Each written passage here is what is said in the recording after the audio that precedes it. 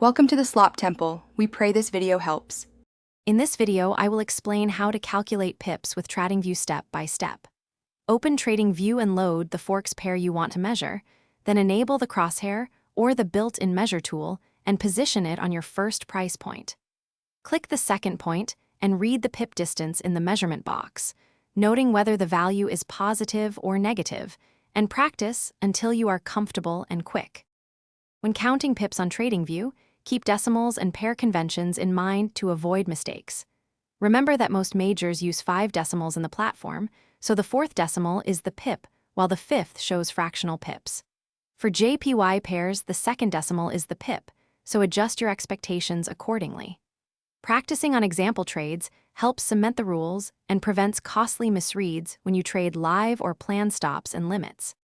If you're finding this helpful, please subscribe and like so I can keep making clear, practical guides. Quick recommendation: I love these socks. Socks darn tough with a lifetime warranty makes long charting sessions way more comfortable and a little less annoying. Check the description for the link and other deals if you want to try them. Thanks for the support. Now let's get back to the video. Try measuring real moves to internalize pip math.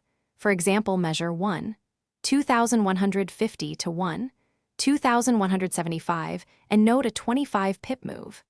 Use the ruler to set stop loss and take profit precisely in pips, then convert that pip distance into dollars by applying your lot size and pip value calculation. Practicing conversions makes position sizing intuitive and reduces hesitation when managing risk on live or demo accounts during active sessions. Thanks for watching. Consider subscribing if we helped you.